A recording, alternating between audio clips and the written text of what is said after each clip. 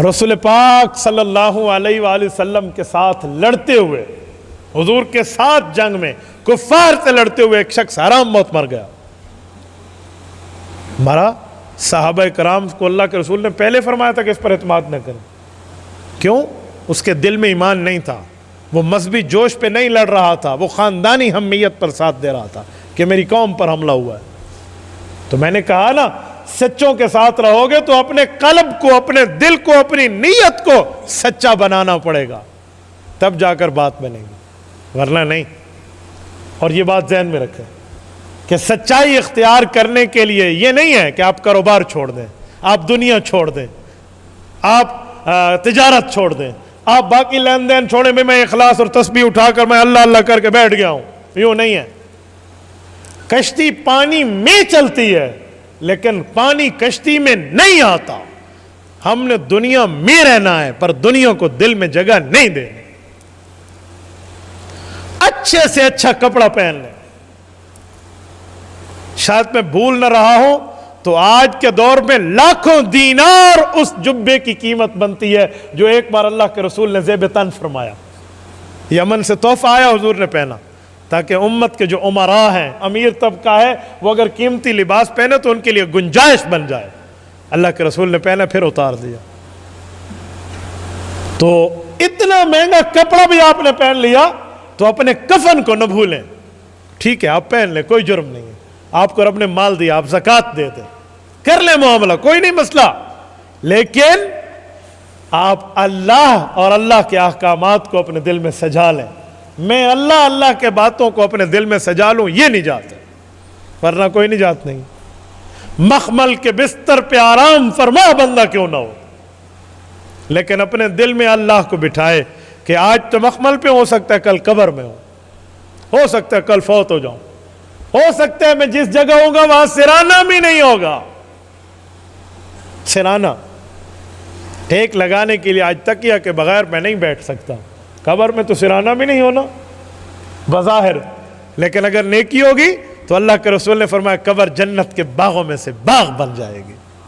تو کیا سرانہ اور کیا کھانا پینا، سب کچھ ملے گا کب؟ جب بندے کا معاملہ ٹھیک ہو۔ میرے دوستو، دنیا میں ہم ضرور رہیں لیکن اللہ کو اپنے دل میں بسائیں۔ ایمان ہمارے دل میں تب آئے گا جس وقت دل میں اخلاص ہو۔ بس میں آپ کو ایک واقعہ سنا رہا ہوں، توجہ رکھنا، یہ کچھ دنوں پہلے کی بات ہے۔ میں لاہور میں تھا تو لاہور سے ہم شیخو پورہ آئے، جامعہ فاروقیہ شیخو پورہ میں ایک بہت بڑا اہل حق کا ادارہ ہے، وہاں کے محتمم اور شیخ الحدیث ہیں حضرت مولانا محمد حکیم طاہر عالم صاحب، اللہ پاک ان کی زندگی میں برکات عطا فرمائے۔ حکیم بھی ہیں، عالم بھی ہیں، محتمم بھی ہیں، شیخ الحدیث بھی ہیں، بڑا اللہ نے نسبتوں سے نوازا ہے اور بہت بڑی شخصیت کے فرزند ارجمند ہیں۔ ان کے والد محترم حضرت مولانا ادریس کاندھلوی رحمہ اللہ کے ساتھ اور ان کی خدمت میں رہے ہیں۔ حکیم ہے، میں ان کے پاس جاتا رہتا ہوں۔ میڈیکل کی دوائیوں کے بجائے حکیمانہ دوائی کو ترجیح دینے میں مصنونیت تو اسی میں ہے نا، اس زمانے میڈیکل تو نہیں تھا، کریں تو کوئی منع نہیں ہے، لیکن حکمت کا معاملہ حکمت کا ہے۔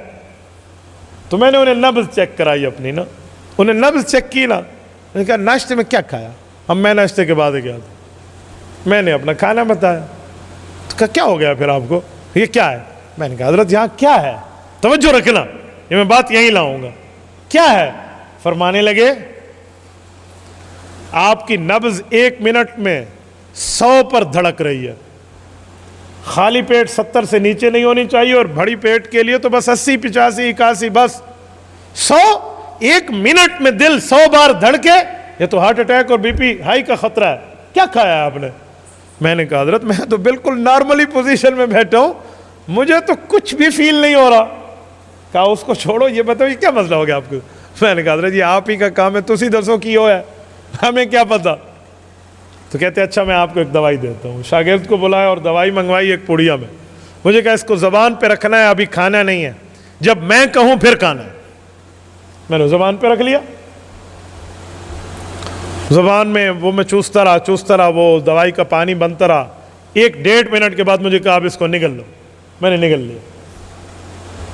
کچھ ٹائم گزرا، مجھے کہا جی نبض چیک کریں. میں الحمدللہ ان کی شاگردی میں رہ کر نبض کو جانتا ہوں کہ دل کی دھڑکن 1 منٹ میں کیسے ہوتی ہے. اس وقت میں نے چیک نہیں کہا آپ خود چیک کرو, پہلے بھی مجھ سے چیک کرائی تھی.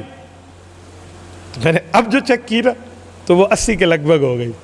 تو کہا دیکھا, میں نے کہا زبردست دوائی ہے. انہوں نے کہا دوائی زبردست ہے لیکن ایک بات کہوں, حکیم ہے عالم بھی ہے نا, اللہ نے نسبتوں سے نوازا ہے.